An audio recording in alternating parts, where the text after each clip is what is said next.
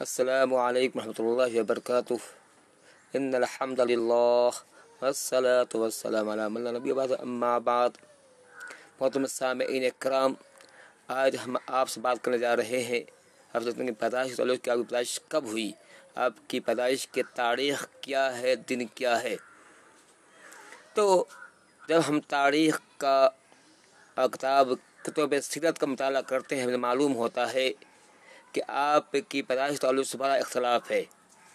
تقریباً اس تعلق سے 24 یا 25 روایات ہیں، 24 یا 25 اقوال ہیں۔ کسی کے مطابق آپ کی پیدائش ماہ محرم میں ہوئی۔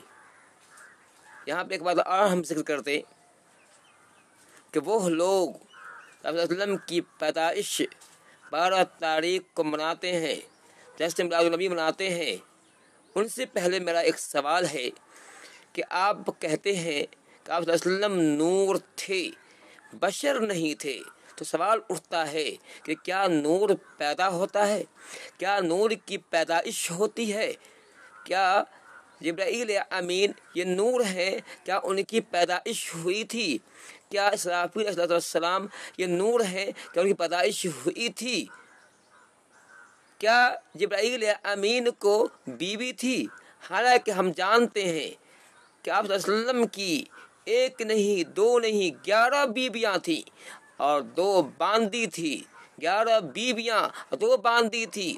تو میں بتاؤں، سوال کرتا ہوں آپ سے، کیا اگر آپ بھی نور ہیں، فرشتے بھی نور ہیں، تو آپ کو 11 بیویاں اور 2 باندیاں، اور فرشتوں کو ایک بھی بیوی نہیں، ایک بھی باندی نہیں، کیسا یہ مطلب کیسا یہ آپ کا فیصلہ ہے کہ ایک طرف فرشتے ہیں جن کی بیوی نہیں ہے، اولاد نہیں ہو رہی ہے، اب صلی اللہ علیہ وسلم کی ایک نہیں 4 بیٹیاں ہیں، 3 بیٹے ہیں، 2 بیٹے حضرت خدیجہ سے، 1 بیٹے ماریا قبطیہ سے۔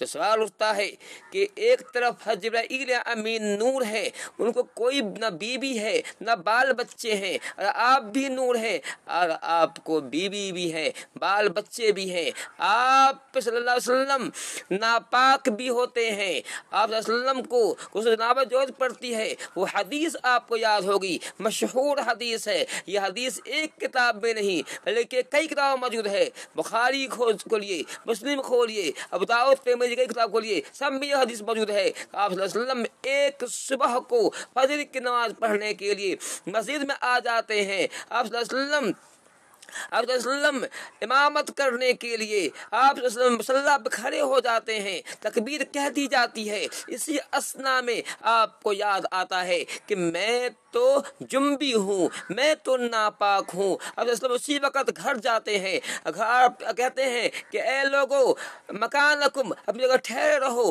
آپ گھر جاتے ہیں، آپ صلی اللہ علیہ وسلم غسل کرتے ہیں، ادھر صحابہ کرام جو کھڑے ہیں، جو اقامت ہو چکی ہے، کھڑے ہیں، وہ پریشان ہوتے ہیں، کیونکہ دل میں عجیب عجیب خیال پیدا ہوتا ہے، آخر وجہ کیا ہے، آپ یہاں سے کیوں چلے گئے، ہمیں کیوں چھوڑ دیا؟ آپ پریشان ہیں۔ تھوڑی دیر بعد آپ واپس آتے ہیں، آپ کے سر سے، آپ کے بال سے پانی قطرے گر رہے تھے، قطرات گر رہے تھے، آپ امامت کرتے ہیں، امامت کرنے کے بعد نماز مکمل ہوتی ہے، فرماتے ہیں کہ اے میرے ساتھیوں، بات یہ ہوئی تھی، حقیقت یہ ہے کہ میں ناپاک تھا، جنبی تھا، میں بھول گیا تھا، اسی حال میں تیرے امام کھڑا ہو گیا تھا، مجھے یاد آیا، اچانک یاد آیا میں تو جنبی ہوں، میں فوراً گھر گیا، جا کر میں نے غسل کیا ہے۔ تو میں کہنے مطلب یہ ہے کہ آپ صلی اللہ علیہ وسلم نور بھی ہیں، نور ہوتے ہوئے آپ پاک بھی ہوتے ہیں، ناپاک بھی ہوتے ہیں، جنبی بھی ہوتے ہیں، آپ کے بیوی بچے بھی ہیں۔ اتنا ہی نہیں، جنگ احد کے اندر آپ صلی اللہ علیہ وسلم کے سر کو پھوڑا جاتا ہے، آپ کے گال کے اندر کھوجکریاں چپ جاتی ہیں، آپ کے دانت شہید ہوتے ہیں، آپ صلی اللہ علیہ وسلم کے پاؤں میں موچیں آتی ہیں، پاؤں ورم ہو جاتا ہے۔ اتنا ہی نہیں، ابو جہل جہل جو ہے اس امت کا ناکارہ، اس امت کا ملعون شخص جو ہے آپ صلی اللہ علیہ وسلم کے سر پتھر مارتا ہے، سر پھوڑ دیتا ہے، ایسے آپ کو کئی مصیبتیں آتی ہیں۔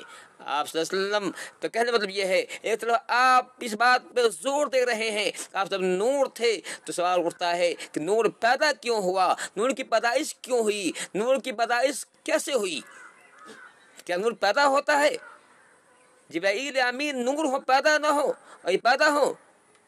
لیکن آپ کی عقل ماری گئی ہے شرک کرنے کی بنا پر، آپ کی قوت شعور، قوت عقل و شعور ختم ہو گئی ہے۔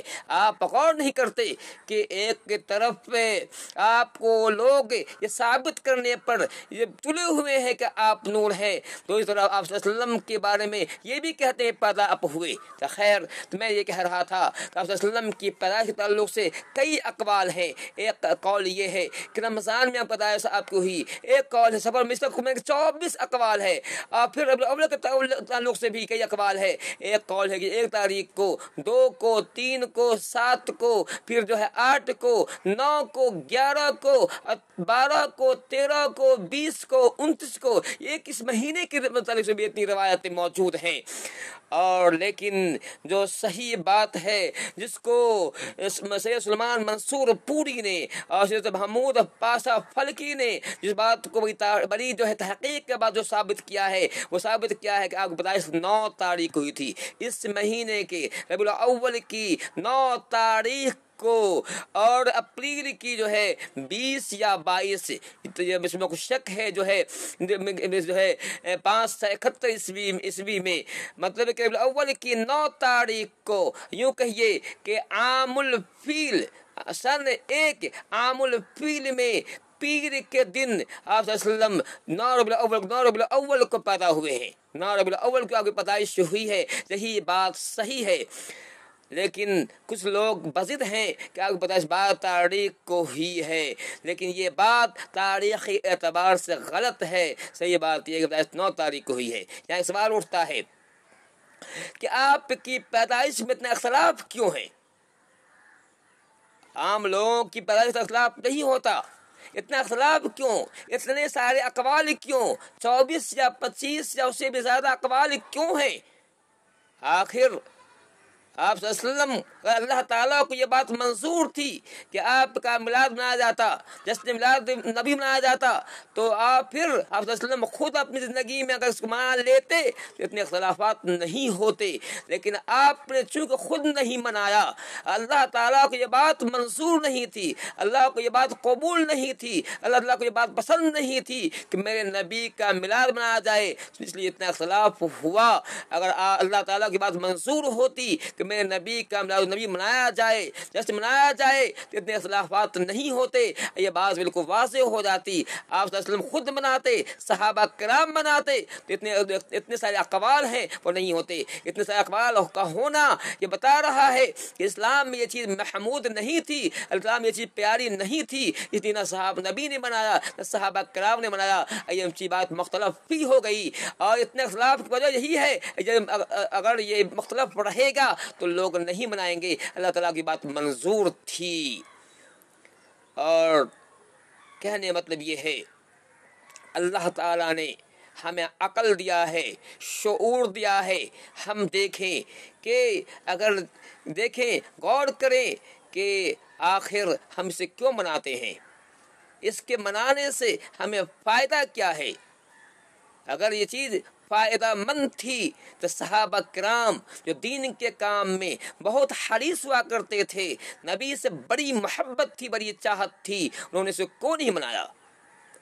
آپ صلی اللہ علیہ وسلم کی ترغیب کیوں نہیں دی؟